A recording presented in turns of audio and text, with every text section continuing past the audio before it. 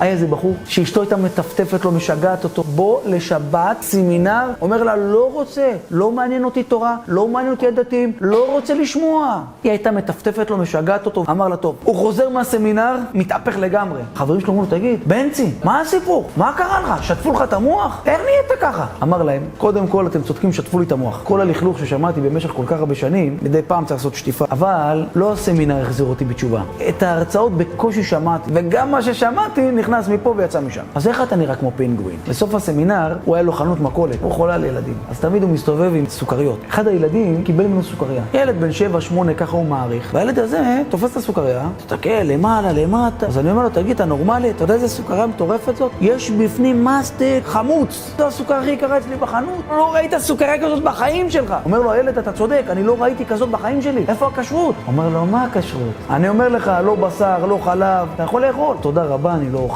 והלך. אומר, אני תפסתי את הראש שלי ואמרתי, רגע, מה הולך כאן? הרי אם אני אפוס את הילד הזה ואני אגיד לו, תגיד לי, מה אתה מעדיף? יש לי מצד אחד לתת לך BMW חדשה או סוכריה. הוא לא יחשוב הרבה. את הסוכריה, מה השאלה בכלל? והילד הזה, שהבאתי לו את הסוכריה, שמבחינתו זה BMW שלי, מוכן לוותר על ה-BMW בגלל הערכים. חשבתי לעצמי, אני הייתי מוותר? יש משהו שאני מסוגל לוותר בשביל הערכים שלי? יש לי ערכים בכלל? כזה אני רוצה להיות. כאלו ילדים אני רוצה שיהיו לי. הילד הזה יחזיר אותי בתשובה.